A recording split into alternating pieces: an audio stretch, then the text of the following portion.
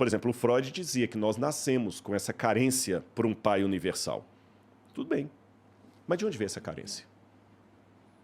Porque é estranho você sentir falta de algo que não existe? Mas não é... Assim, eu entendo. Entendo, inclusive, por que isso daí apela tanto para... Na verdade, faz com que a tua crença se reforce.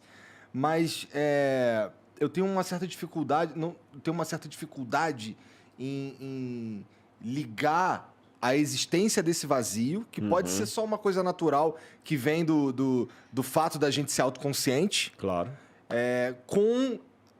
Eu sei que você falou que provar Deus é difícil, até porque se a gente conseguisse provar, ele não seria Deus de verdade. Mas, assim, a existência desse vazio, para mim, ela pode ser interpretada como um fruto da nossa autoconsciência.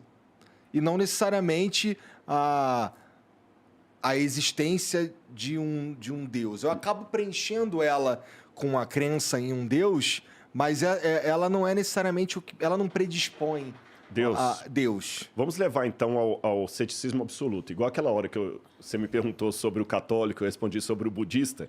Eu potencializei sua pergunta. Eu vou pedir licença para fazer isso de novo. Tá. Eu vou convidar vocês a fazer um exercício comigo de ceticismo ao extremo, que estava muito em voga na época de René Descartes. René Descartes convivia com uma época que havia os idealistas, que acreditavam muito na ideia, os racionalistas, e havia aqueles céticos extremos que negavam até a coerência da ideia, da razão. Eles falavam o seguinte: olha, eu duvido tanto que eu não posso nem ter certeza que você está aqui. Quem me garante... Eu estou traduzindo Descartes para hoje, ou pelo menos não o Descartes, que ele foi contra isso aí. Vou dar a resposta que ele deu. Vou traduzir para hoje Matrix. Né? Quem me garante... Quando você falou isso, eu pensei em Matrix. Matrix, mas na verdade o Matrix, que o último também foi horrível. eu tô igual aqueles velhos que só gostam... Isso é um sinal de velhice, né? Não foi muito bom também, não. Quando a música da sua juventude era mais legal, o joguinho era melhor. Tudo... Mas vamos lá. Quem me garante que vocês existem e que o flow existe? Ou que eu estou apenas projetando isso aqui, eu estou numa máquina com eletrodos aqui, projetando essa realidade, que nada disso aqui existe. Tudo isso aqui é algoritmo. Quem me garante? Não havia essa ideia Matrix na época, mas o conceito existia na época de Descartes. É o conceito de metaverso também. Metaverso, exatamente. Aí o Descartes respondeu o seguinte: gente, tá, eu posso até cair, mas tem uma coisa que eu não posso negar. Aliás, antes de entrar nesse negar, deixa eu falar do método de Descartes. Ele falou o seguinte: por que eu vou crer? Aí foi o método cartesiano que eu usei para sustentar a minha fé. Eu vou demolir tudo que eu acredito. Eu vou demolir tudo. E vou começar do zero, para ver se eu consigo construir um edifício de novo, com as mesmas peças. Sabe o Lego? Estou vendo um Lego ali. Você desmonta todo, vamos ver se você consegue montar de novo. Se eu montar de novo é porque tem coerência. Agora, depois que eu demulo tudo, tem que sobrar pelo menos uma base. Aí o Descartes falou assim: a base que sobra é o seguinte: ainda que tudo seja uma ilusão, eu tenho que existir. Porque se o rato não existe, se o Igor não existe, é apenas uma ilusão da minha mente, a minha mente tem que existir em algum lugar projetando essa ilusão. É onde vem a famosa frase de René Descartes: cogito ergo sum, em latim. Penso, logo existo. Então, pelo menos eu existo. Essa foi a base. Se eu existo, quem me produziu? Será que eu tenho evidências para supor, pelo menos... Porque, veja bem, quando a gente fala assim, olha, essa coxinha aqui pode ter vindo da Vila Prudente, ou pode ter vindo lá da loja... Da Zona Sul. Da Zona Sul. Não sei, o rato não falou, então ele pode ter vindo da Vila Prudente ou pode ter vindo da Zona Sul. 50% de chance para um lado, 50% de chance do outro. Por que você fala? Não, porque tem uma loja na Vila Prudente, tem uma loja na Zona Sul. Ele só tem 2 lojas, então de uma das 2 vieram. Aí eu estou trabalhando com 50% de chance. Uhum. Agora, quando eu falo o seguinte: não, essa coxinha ou veio da Zona Sul ou ele veio de Belo Horizonte. Tá, mas até onde eu saiba, não tem loja da Jeff Coxinhas em Belo Horizonte. Belo Horizonte está muito longe daqui. É muito improvável que essa coxinha tenha vindo de Belo Horizonte. Chegou quentinha. Chegou quentinha. Então, desculpa. Não, mas e se ela veio de Belo Horizonte? Não, mas não tem jeito, gente. Toda a lógica diz que ela veio da Zona Sul. Tudo que o cara falou e tudo e tal. Aí o cara, não, mas e se eles têm um negócio de teletransporte que mandou e que a gente ainda não descobriu? Torna ainda mais complicada a explicação. Complicada a explicação. Então, não dá para falar 50-50, 50%, 50%, tá bom? Então, é como eu falei, vida provém de vida. Nada só produz nada. Então, se eu existo, não é a questão, ou Deus me fez ou eu surgi por um acaso. Ou a coxinha veio da Zona Sul ou veio de Belo Horizonte. Não, alguém me fez. Tá, então se esse alguém me fez, ele tem alguma coisa a ver comigo. Então, vamos lá. E eu tenho uma carência dele. Eu nasço com a carência dele. Então, você está notando que a coisa vai sendo construída aos pouquinhos e o edifício de Lego vai sendo novamente montado. Não é uma coisa assim, pueril, acreditar por acreditar. E aí vem o lance do relacionamento. E nós temos essa carência desse Deus. Eu estou tentando lembrar o nome de um autor alemão aqui, gente, está na ponta da língua, daqui a pouquinho eu lembro. Nossa, mas é como se eu tivesse esquecido o nome de Pedro Álvares Cabral aqui. Até é vergonhoso isso, mas tudo bem. Como eu falei, todo sistema fechado, a lógica está fora dele. Tá certo? Se o universo tem uma lógica, tem que ter uma resposta fora dele. Senão, não tem como ter. Não tem como ter lógica. E vamos pensar uma coisa, nossa carência por essa lógica. Quando as tartaruguinhas lá do Projeto Tamar da Bahia eclodem no ovo, elas já nascem correndo todas para a água. Ela não corre para o mato. Por que as tartaruguinhas correm para a água? A explicação que dão é que é instinto, né? Instinto. Uhum.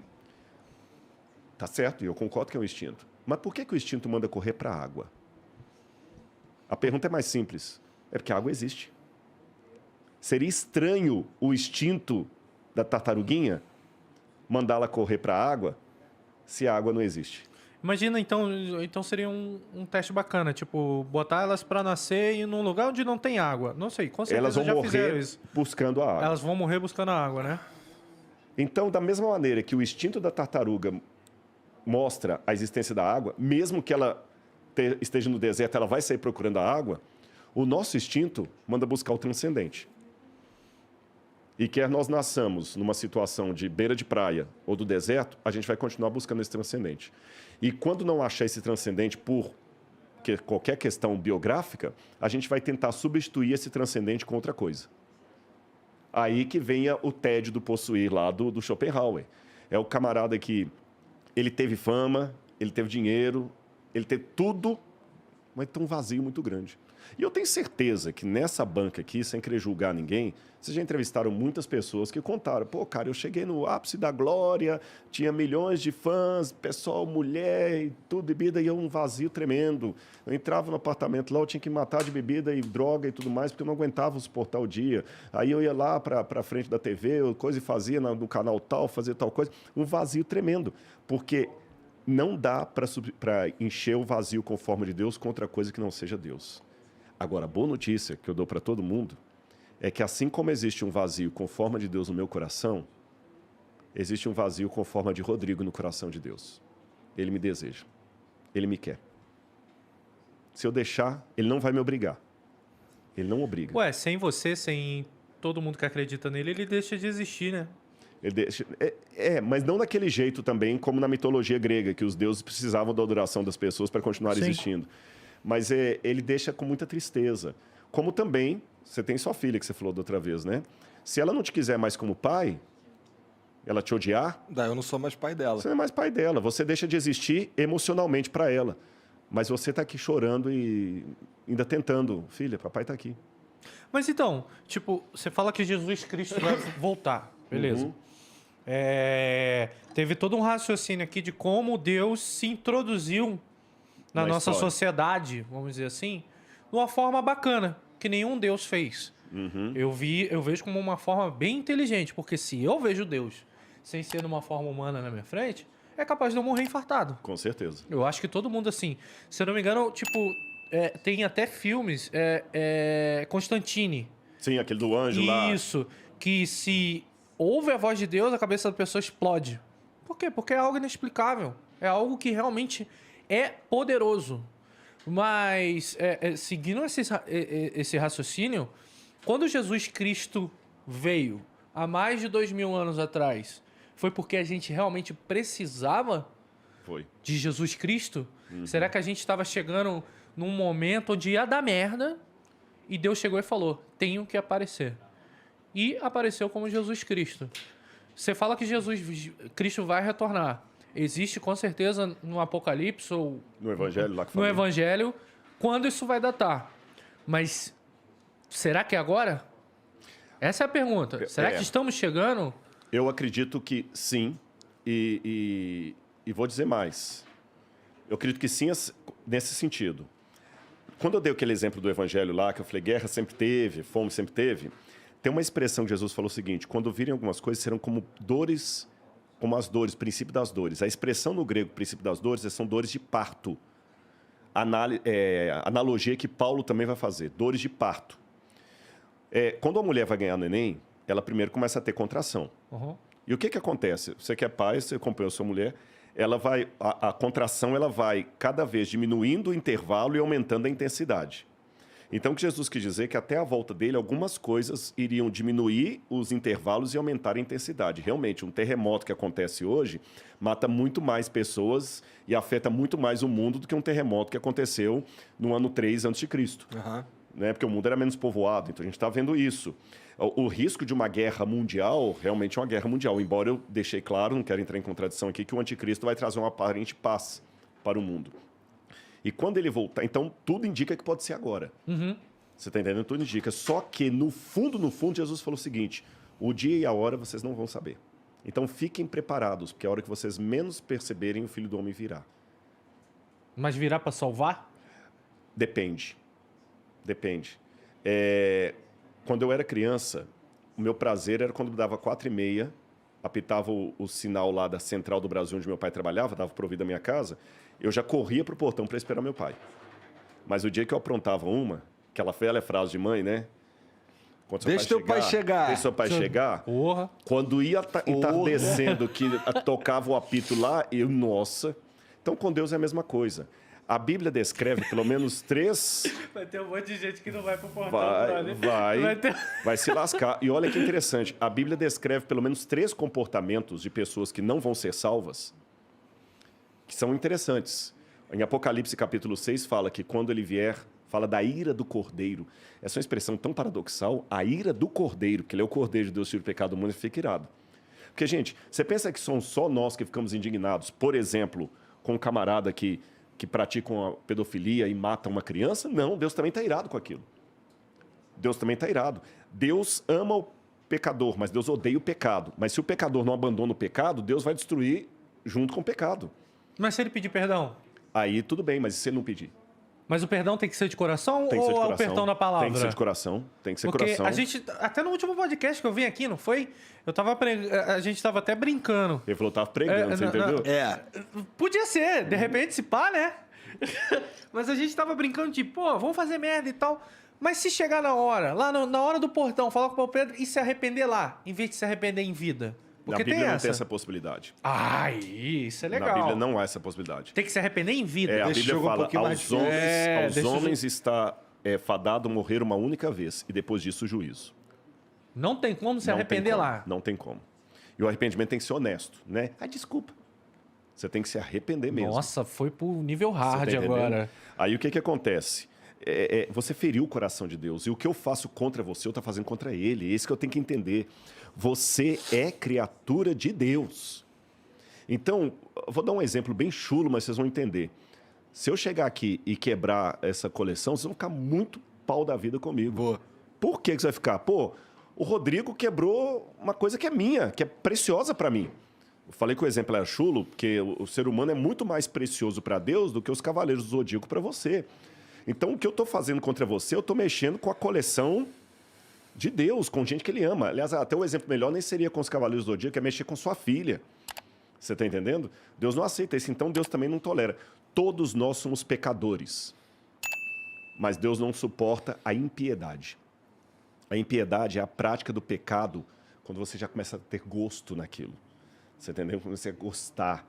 É aquele cara que ele começa a desconfigurar para poder... Nossa, é terrível isso. Cometer o pecado e errar é normal. É normal. Apaixonar-se pelo pecado... Jesus falou que tem pecado, que é o pecado... Jesus chama isso o pecado contra o Espírito Santo. Quando a pessoa vai... Bom, e aí o que, que acontece? A Bíblia descreve 3 comportamentos que são até paradoxais. Fala da ira do Cordeiro em Apocalipse capítulo 6. Fala que quando ele vier, muitos vão gritar para as rochas e montanhas, caiam sobre nós e nos esconda da face de Deus, porque é grande a ira dele e ninguém pode suportar. Então alguns vão pedir a morte. Um segundo grupo, a Bíblia fala que vão chegar para Jesus e falar assim, Senhor, em teu nome eu fiz curas, eu fiz milagres. Jesus vai falar o seguinte, afastem de mim porque eu não conheço nenhum de vocês. Você viu com uma posição de petulância diferente do primeiro. O primeiro já admitiu, tô ferrado mesmo, tô lascado, morre. O outro não, é aquele falso religioso, mas peraí, senhor, não entendi, eu construí tantas igrejas, eu fiz milagres, eu não te conheço.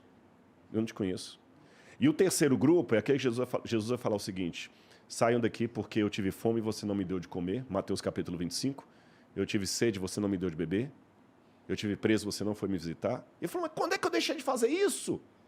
Toda vez que você negou isso para um dos meus pequeninos, você negou a mim. É um terceiro grupo. Então você tem o grupo daqueles que já admitem que estão ferrados mesmo, o grupo daqueles hipócritas que ainda são petulantes e falam, peraí, mas eu fui religioso, e o grupo daquele que é o anestesiado. Você entendeu? O anestesiado. Pô, mas aí você condenou todo mundo aqui agora, Não. praticamente. Aí que... Não, pô, porque com certeza eu já neguei uma esmolinha. Não, mas aí que está a questão. Não é eu neguei uma esmolinha. Porque se fosse o lance de você comprar o céu pelas esmolas que você deu, aí você está lascado. Isso aí eu fico... Aí você está lascado. Mas não é isso. Você está entendendo? É você... Você faz aquilo como... E você erra, você comete erro. Eu vou dar um exemplo para vocês. O que significam as nossas obras diante de Deus? Para tranquilizar o coração de vocês, todo mundo que está assistindo a gente. Uma vez um pai estava viajando, caminhoneiro. Passou muito tempo fora de casa. Quando ele voltou, a menininha veio correndo para ele, 3 aninhos de idade. Papai, papai. Ele abraçou a criança. Que linda, vem cá, minha lindinha, tudo bem? Quantas novidades para papai? O que você fez nesse meio tempo aí? Ah, papai, eu aprendi a escrever. Ele falou, você aprendeu a escrever, minha filha? Aprendi, papai. Então escreve alguma coisa para papai ver. Pega lá caneta e papel. Ela pegou uma caneta, um papel. Já viu criança de 2, 3 anos? Não tem nem coordenação motora. Ela pegou a caneta e começou a fazer assim, ó. Imagina, que é mão de traço, rabisco, que entregou para ele. Aí ele pegou e, como todo pai que quer incentivar o filho, ele falou assim, mas que letra bonita que a minha menina tem, olha a carta que ela escreveu para mim, papai está muito feliz.